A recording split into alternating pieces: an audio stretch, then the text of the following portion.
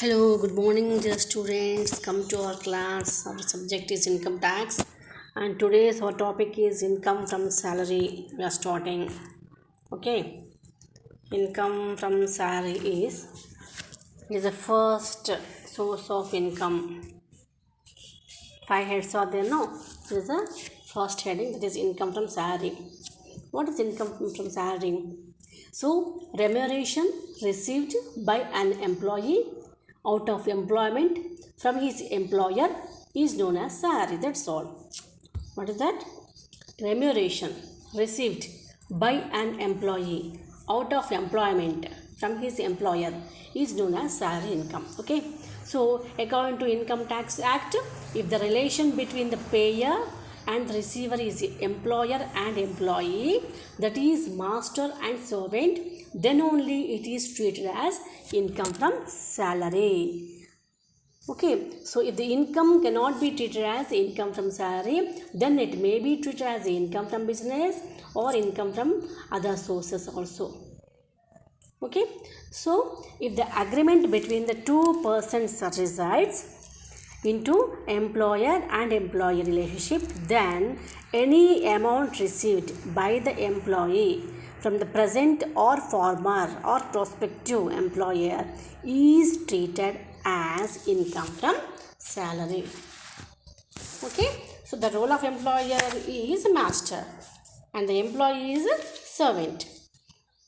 Okay, now so we have to calculate income from salary. Before that, you must know certain terms also. Now, first one, under the head of the income from salary, the first subheading is the basic pay. Okay, so basic pay is the prime salary. This salary may change every year on account of increments. Yeah. Okay, so example, if the basic salary of an employee is 5,000 for example, and the increment is 200 for example, it means after completing 1 year of service, the basic pay will be 5,200.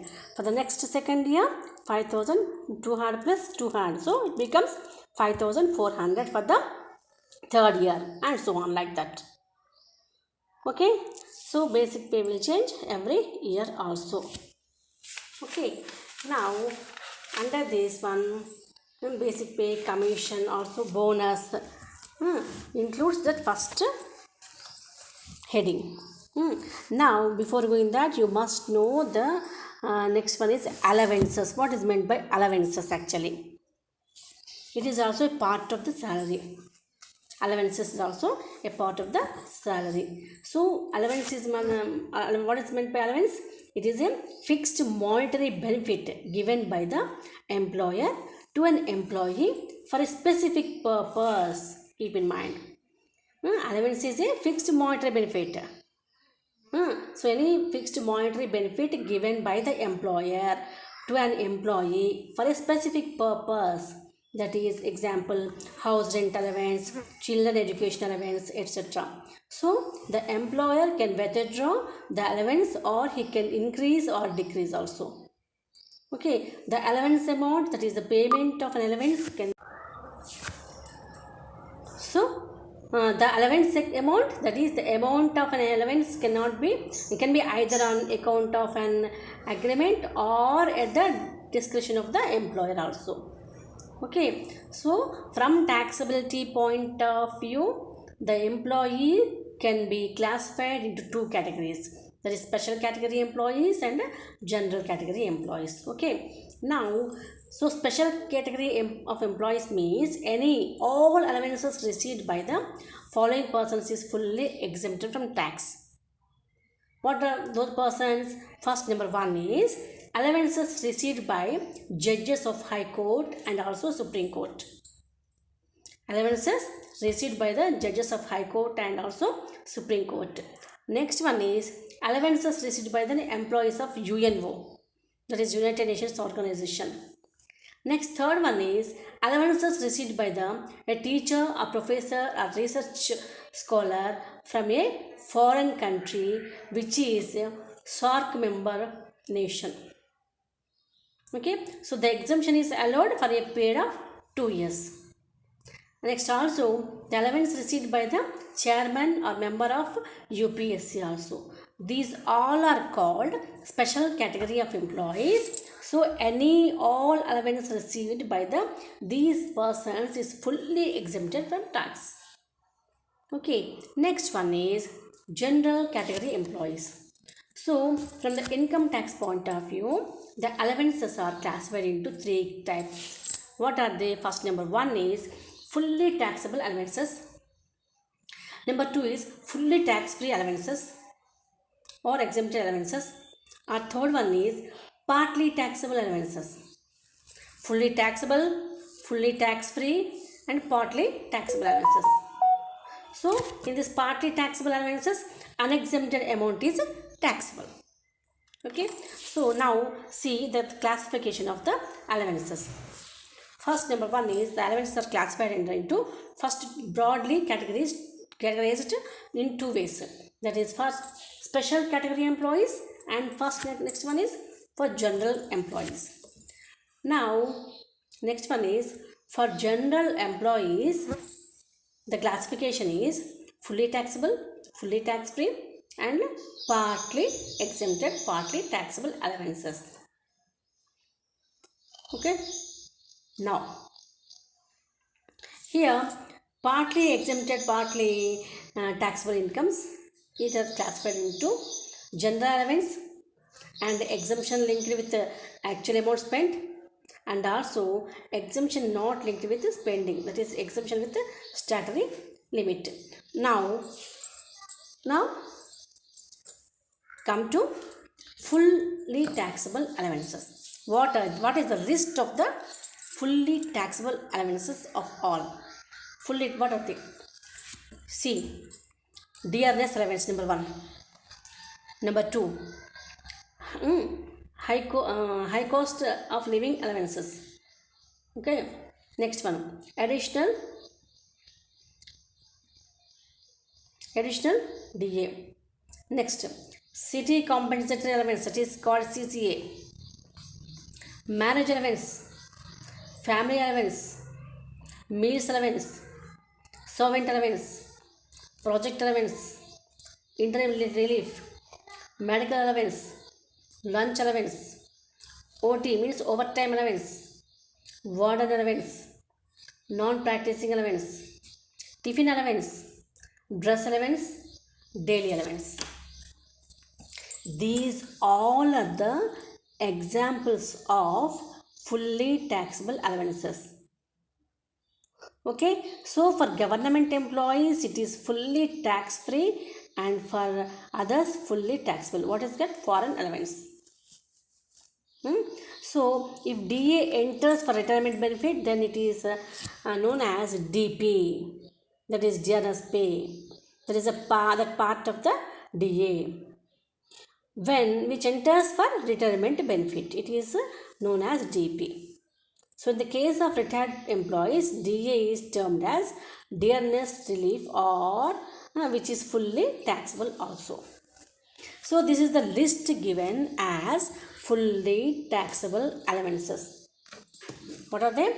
Dearness allowance, high cost of living allowance, additional DA, city compensatory allowance, marriage allowance, family allowance, meals allowance, servant allowance, project allowance, interim relief, medical allowance, lunch allowance, overtime allowance, warden allowance, non-practicing allowance, tiffin allowance, and also dress allowance and daily allowances. These are. Next, come to fully tax free or exempted allowance. What are they? Fully tax free, tax exempted. What are they? Foreign allowance to government employees. It is fully tax free. Foreign allowance to government employees.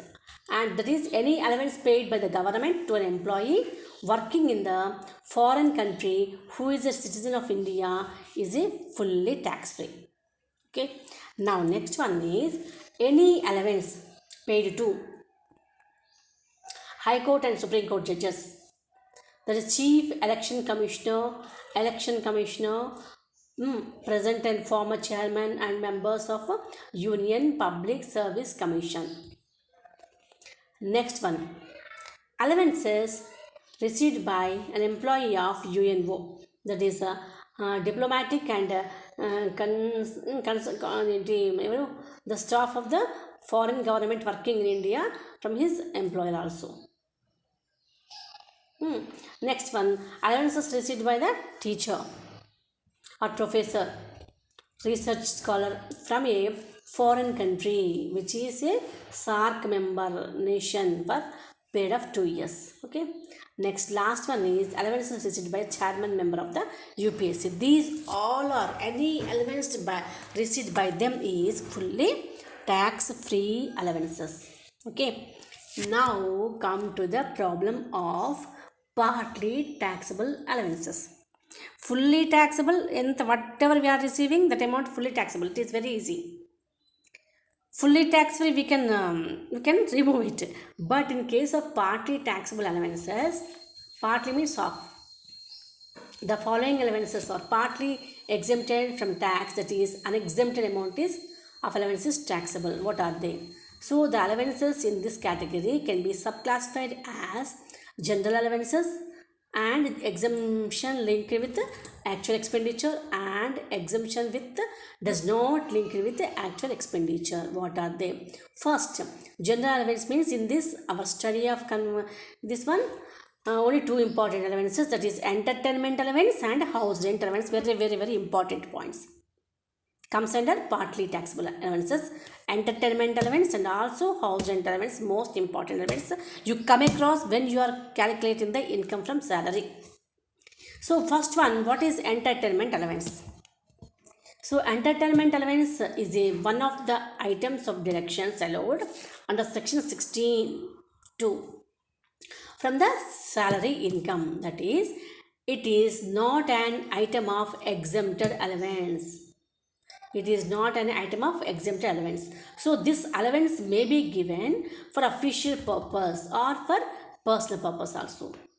So for entertainment allowance given by the employer for official purpose, it is not to be treated as the income.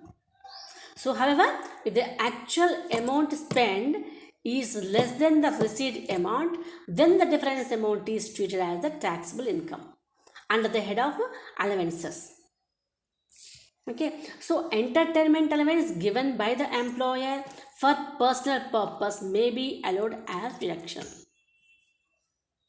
So if nothing is mentioned in the problem, then the entertainment allowance received is to be treated for personal purpose only. If anything not mentioned in the problem. Okay, so what are the steps to calculate entertainment allowance? First one, steps: add the actual amount of allowance received to the salary, that is writing in the statement under the head of allowances. Mention the complete amount. The second step is calculate the exempted amount of allowance in the working notes. Calculate the exempted amount. Okay. Next, third step is deduct exempted amount of allowance under the head deductions under section 16(2). Okay. Now this entertainment allowance is allowed as deduction only for government employees. This entertainment allowance is allowed as deduction only for government employees. So the term government employees includes central government and state government employees, but does not include the employees of statutory corporations and local authorities also. So for non-government employees, it is not allowed as deduction. So you need not to calculate for private employees, that is received by the private employees as towards entertainment allowance. Only in the case of government employees only you have to calculate. Okay, so for non-government employees, that for private employees, it is not allowed as deduction. Whatever you received, that should be completely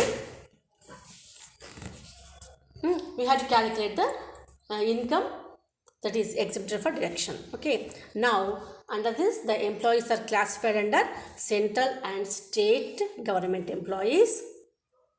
Okay, now next one is employees of statutory corporations, local authorities and also non-government employees. Okay, now first one. So in case of central and state government employees, how the entertainment element is to be calculated. So come to steps. First one is the deduction is least of the following three amounts. Least of the following three amounts. Number one is 20% of the salary. A, 20% of the salary. A, 20% of the salary. B, actual amount of allowance received. Actual amount of allowance received. Plus also receivable. Okay. Now C is 5,000 amount. C is 5,000 amount. So number one is 20% of salary. Number two is actual amount of allowance received. Number three is 5,000. So actual amount spent is not to be considered actually. Now 5,000 is the ceiling amount and not per annum. It is the ceiling amount. Okay. Now first salary means here 20% of salary they mentioned, no, that is 20% of salary means it is only basic pay only. Basic pay only. So for example here I am giving one problem. For example, Mr. Ravi is employed in Public Works Department of Government Telangana. His salary particulars are as under. Calculate the deduction allowed under section 16. Students, you must purchase your textbook, otherwise it will be problem. Now here I am giving one problem. Here basic pay is 5,000 per month. DA is 800 per month. Now education allowance is 350 per month. Entertainment allowance is 1,300 per month. Now the assessee is a government employee, so the deduction is least of the following three amounts. What is that? First A. Here least of the following three amounts. Least of the following three. What is the 21st? Number one is 20% of the salary. 20% of salary means 20% of basic pay. Here basic pay is given 5,000 per month. 5,000 into 12 ante 12 5 is 60 into 20%. Into 20% comes to 12,000 rupees.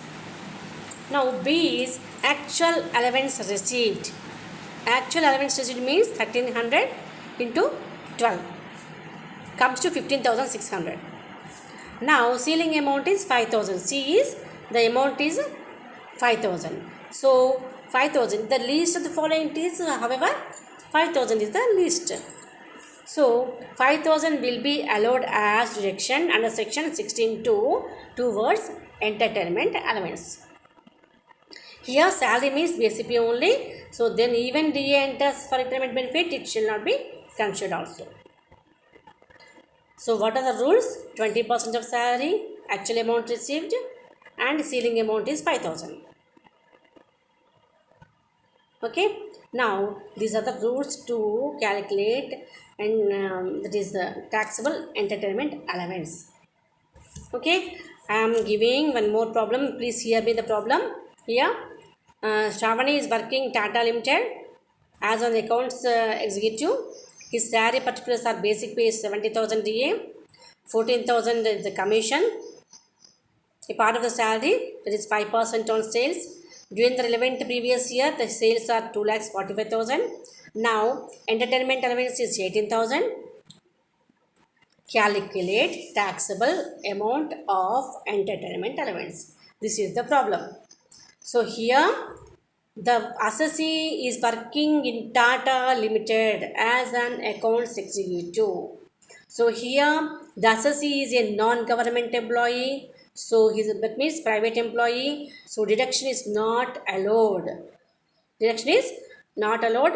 Whatever actual amount of allowance received, that is totally taxable allowance.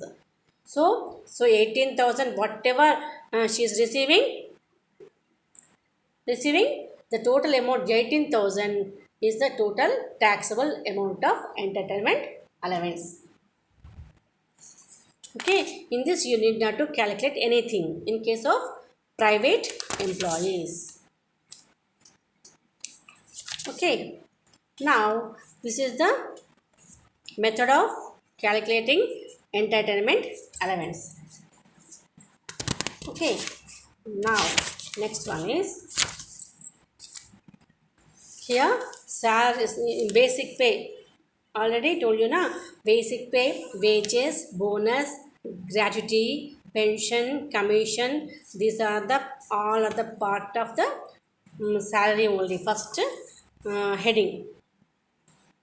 Okay, so basic pay is fully taxable. Wages are complete fully taxable. Bonus also fully taxable. Gratuity also unexempted amount is taxable. Pension fully taxable. Commission fully taxable. Interim relief is the fully taxable.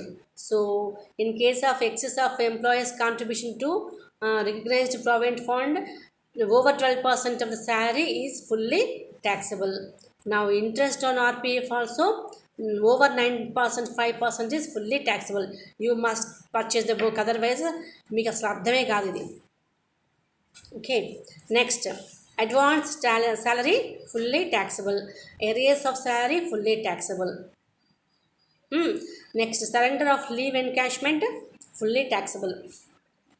Remuneration of teachers and lecturers from university or any other body for setting up the papers, valuation of the papers, something, it is taxable under the head of income from other sources, but not under the income from salary.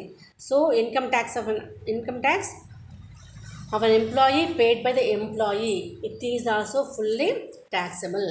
Now remuneration of for extra duties, that is overtime working allowance, is also fully taxable. Now contribution made by the central government, state government or any other employee to new pension scheme is also fully taxable. So this is the list is given as a part of the basic pay, that is salary, the first heading. Okay, now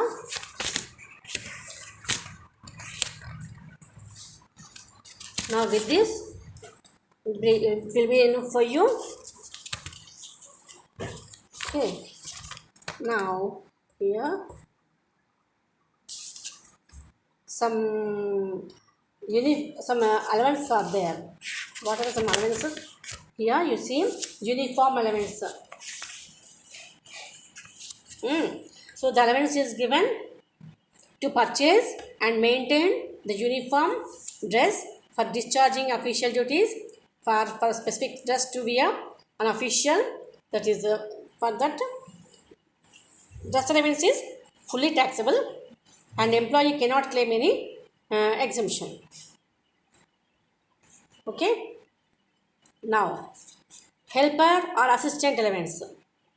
The allowance is given to seek the help assistance from the person to discharge helper assistance. Okay, so servant for personal domestic purpose is not treated as a helper. Now daily allowance.